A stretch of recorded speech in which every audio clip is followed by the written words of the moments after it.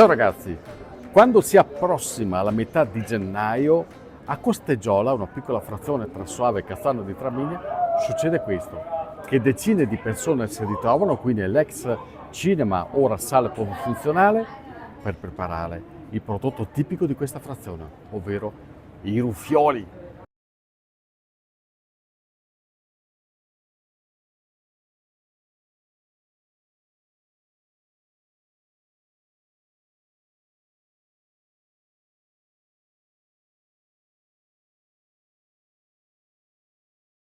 Ma quanti che ne fai, Lino?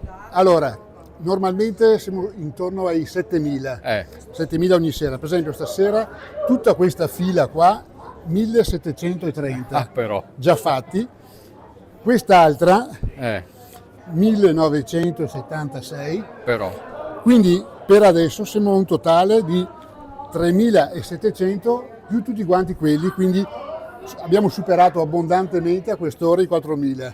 A quanti... E abbiamo ancora un'oretta e mezza di lavoro. Arriviamo ai 7.000? Sì. È il record? No, diciamo che in certe serate all'inizio abbiamo fatto anche 7.500.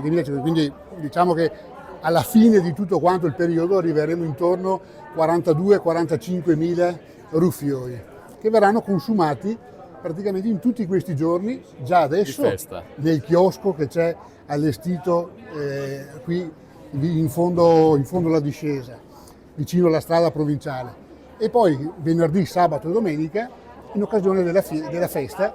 Come si fa il ruffiolo?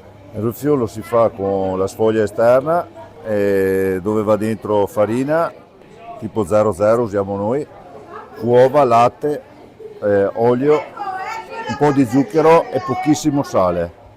E nel ripieno?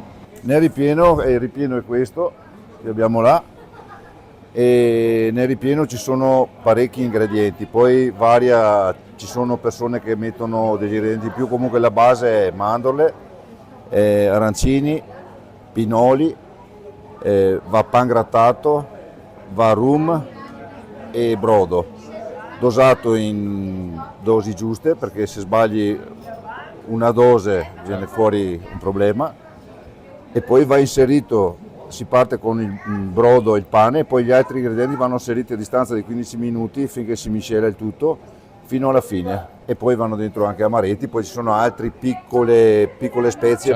Certo. Ma che è un segreto?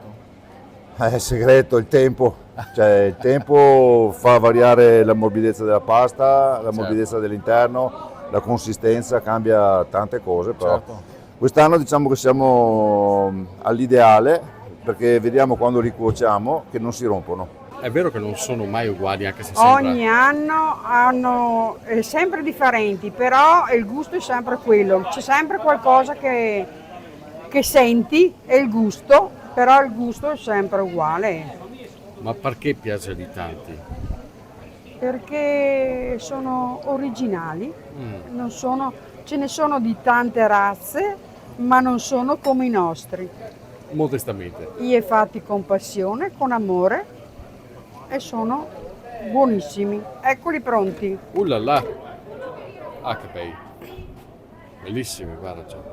Ma al di là dei numeri, che cosa sono i ruffioli per voi? Il ruffiolo per noi è un momento per stare insieme.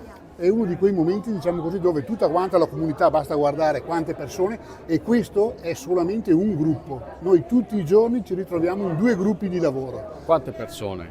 Circa una cinquantina, un gruppo che dalle 4:30 fino alle 7:30 e un gruppo dalle 7:30 alle 10:30. Perché vi unisce il ruffiolo?